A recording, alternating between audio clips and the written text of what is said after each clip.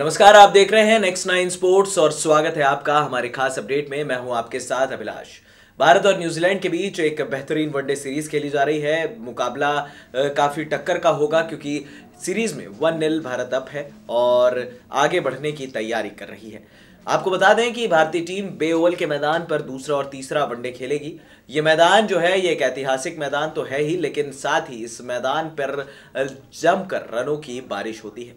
जिस तरह से इस मैदान का जो रिकॉर्ड है वो 300 प्लस का है और जिस तरह से दोनों टीमों में एक्सप्लोसिव बल्लेबाज हैं, इतना आसान नहीं होगा दोनों ही टीमों के लिए कि वहां पर कम रन्स पर रोका जाए।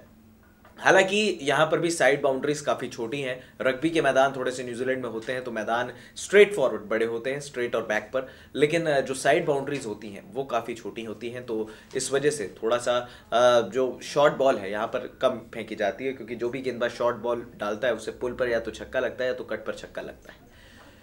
बे ओवल का मैदान इसलिए भी भारत को थोड़ा सा रास आएगा क्योंकि यहाँ पर थोड़ा सा फ्लैट ट्रैक मिलेगी। नेपियर में कंपैरेटिवली पिच थोड़ा सा स्लो था, लेकिन बे ओवल के मैदान पर बिल्कुल फ्लैट ट्रैक मिलने वाला है। और अगर इस फ्लैट ट्रैक पे भारतीय बल्लेबाजी चल पड़ी तो फिर न्यूजीलैंड की लेने के देने पड़ने लग जाएंगे। हमारे साथ दिक्कत जो आ रही है अभी तक भारतीय टीम में, जो हमने देखा है ऑस्ट्रेलिया के खिलाफ, हम छोटे टारगेट्स भी हम 50 ओवर तक लेकर गए थे। इवन जब 156 चेस करना था तो भी हम 35 ओवर में कंफर्टेबली जरूर जीते। लेकिन अब भारत को भी आदत डालनी होगी क्योंकि इंग्लैंड में आपको इस तरह की पिचेस नहीं मिलेंगी। इंग्लैंड में बिल्कुल प्रॉपर फ्लैट विकेट रहता है, वहां पर 350-400 रन बनते हैं अमूमन। ऐसे में अब भारत को भी अपने खिलाड़ियों को ये कहने की जरूरत है कि आपको भी तेज खेलना पड़ेगा, क्योंकि अभी देखा जाए तो धोनी की स्ट्राइक रेट उतनी अच्छी नहीं है, लेकिन कंपैरेटिवली वो जैसे मैच दर मैच वो आती जाएगी। बाकी खिलाड़ियों को भी अपने स्ट्राइक रेट को इंप्रूव करना पड़ेगा। केदार जाधव 100 के स्ट्राइक रेट से खेलते हैं, इवन रोहित शर्मा भी तेज तर्रार पारी खेलते हैं, लेकिन लगभग 5-6 बल्लेबाज जो हमारे हैं जो तैयार हो रहे हैं उनको एक मोमेंटम की ज़रूरत होगी, क्योंकि एकदम से आकर शॉटें खेलना आसान नहीं होता है। इस वजह से बे ओवल का मैदान जो एक अच्छी प्रैक्टिस पिच हो सकती है वर्ल्ड कप से पहले भारत के लिए, क्योंकि ये जो पिच है ये थोड़ा सा मिलती जुलती है इंग्लैंड के पिचेस से। तो यहाँ पर भारत के पास भी मौका है। अब अगर प्लेइंग 11 की बात की जाए तो इस स्क्वाड में एक नाम और शामिल हो गया है, हार्दिक पांड्या। हार्दिक पांड्या टीम में वापस आ चुके हैं, हालांकि शायद तीसरे वनडे के लिए कल अवेलेबल नहीं रहेंगे क्योंकि उनको भेजा गया है। तो न्यूजीलैंड अगर वो पहुंचेंगे भी तो शायद चौथा वनडे खेलें, क्योंकि तीसरा वनडे मुश्किल है कि वो खेलेंगे।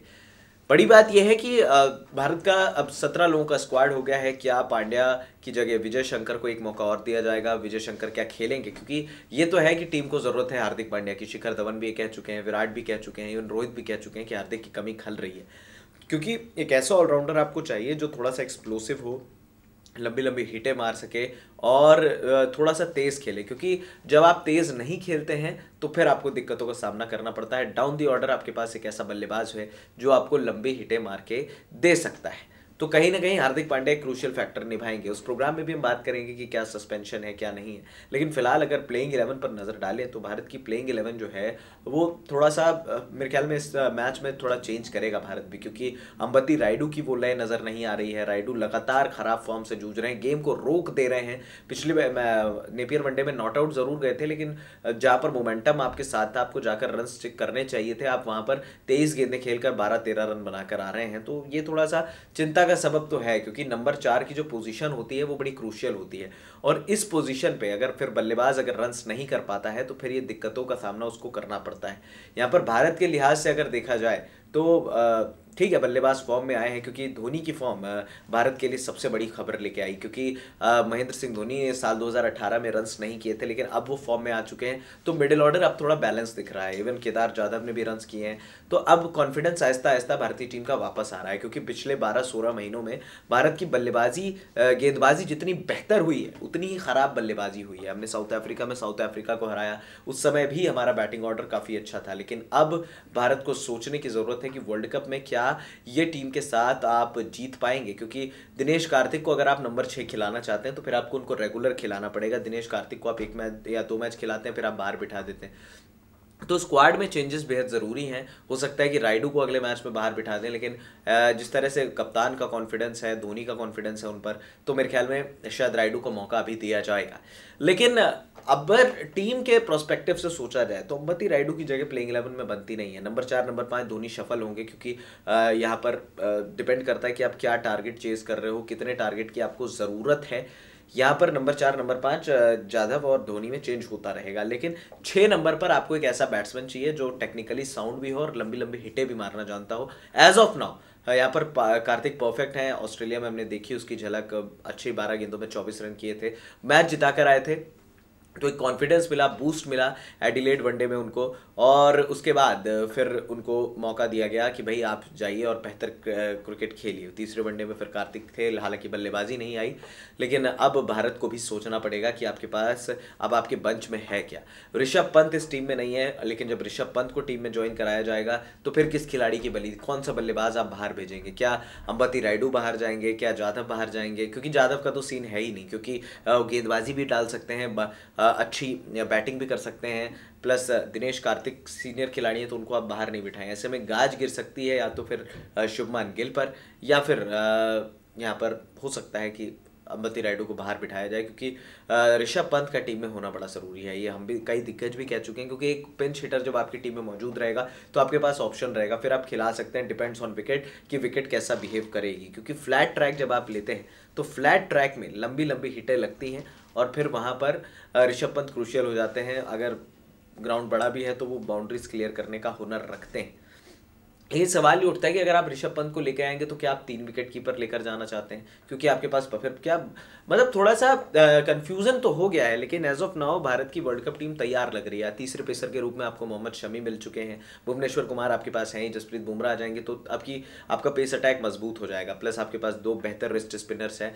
रविंद्र जडेजा को लेके जाया जाएगा या नहीं लेके जाया जाएगा ये तो हम नहीं कह सकते, लेकिन जडेजा इस टीम में होने चाहिए वर्ल्ड कप की, क्योंकि खिलाड़ी ने परफॉर्म अच्छा किया है। 10 ओवर आपको निकाल के दे देते हैं, प्लस बैटिंग कंपेरेटिवली ज़्यादा बेहतर है। तो डिपेंड्स ऑन टीम कि वो किन खिलाड़ियों के साथ जाना चाहते हैं, उनके पास क्या बेंच स्ट्रेंथ है, क्योंकि बेंच स्ट्रेंथ हमने देखा भारत की काफ़ी मजबूत हो गई है गेंदबाजी के लिहाज से, क्योंकि जिस खिलाड़ी को वो खिला रहे हैं वो खिलाड़ी प्रदर्शन करके चला जा रहा है।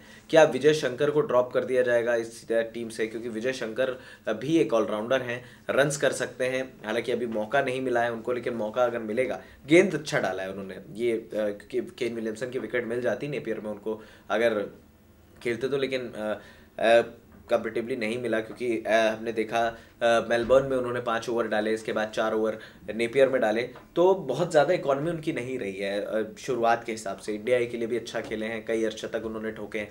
तो यहाँ पर कुल मिलाकर भारत की जो प्लेइंग 11 है इसमें बहुत ज़्यादा अंतर तो नहीं देखने को मिलने वाला, लेकिन बे ओवल की पिच को अगर देखा जाए थोड़ा सा बाउंस रहता है, बॉल बल्ले पर अच्छा आता है, हिट कर सकते हैं। तो रोहित शर्मा और शिखर धवन यहाँ पर ओपनिंग करते हुए नजर आएंगे, ये बात लगभग तय है। 3 नंबर पर विराट कोहली रहेंगे, 4 नंबर पर Mahendra Singh Dhoni as of now, 5 number पर केदार जाधव, शायद इस मैच में रायडू को बाहर बिठाया जाए, और 6 नंबर पर कार्तिक, यानी कि 6 आपके प्रॉपर बल्लेबाज हो गए। इसके बाद 7 नंबर पर विजय शंकर खेलेंगे, 8 और 9 कुलदीप और चहल कुलचा की जो जोड़ी है वो शायद 8 और 9 खेलेगी, क्योंकि विजय शंकर के रूप में ऑलराउंडर आपके पास अवेलेबल है। उसके बाद 10 11 12 माफ़ कीजिए 10 और 11 आपके 2 पेसर हो जाएंगे, मोहम्मद शमी और भुवनेश्वर कुमार। तो कुल मिला के भारत की टीम में नेपियर वनडे के कंपैरिजन में अगर देखा जाए तो कार्तिक शायद अंदर आएंगे दूसरे वनडे में, और अंबती रायडू को बाहर बिठाया जा सकता है, क्योंकि फील्डिंग भी बहुत अच्छी नहीं रही थी। तो कहीं ना कहीं भारत को कॉम्बिनेशन सेट करना पड़ेगा और प्लेइंग 11 को लगातार खिलाना पड़ेगा, तब जाके आपकी टीम जो है वो सेट होगी कि क्या आपका बेस्ट प्लेइंग 11 कॉम्बिनेशन है। क्योंकि अगर प्लेइंग 11 का कॉम्बिनेशन आपका बेस्ट नहीं रहेगा तो फिर आपको दिक्कतों का सामना करना पड़ेगा। पिच के लिहाज से या फिर तैयारियों के लिहाज से ये दौरा काफ़ी इंपॉर्टेंट है। 1-0 भारत ज़रूर अप है, लेकिन भारत को भी ये बात पता है कि अगर हम बेहतर क्रिकेट खेलेंगे तो हमारे पास मौका है न्यूजीलैंड को हराने का। अब तक 7 दौरे हुए हैं, 7 दौरे में से एक ही दौरा भारत ने जीता है साल 2009 में महेंद्र सिंह धोनी की कप्तानी में। तो कहीं ना कहीं ये एक मौका है, और अगर मौके पर चौका मारना है भारत को तो भारत को ये बात समझनी पड़ेगी कि भाई हमें जल्द से जल्द इनको आउट करना है या जल्द से जल्द इनको हराना है। क्योंकि अगर भारत यहाँ से जीतेगा तो पिछले 1 साल में अगर देखा जाए तो साउथ अफ्रीका हम जीते, इंग्लैंड में 2-1 हारे, ऑस्ट्रेलिया हम जीते, न्यूजीलैंड जीत लेंगे तो हम हमारे लिए कंपेरेटिवली एक 4 दौरों में से 3 दौरे हमने जीते हैं विदेश में, हमारे लिए एक बेहतर अचीवमेंट होगी।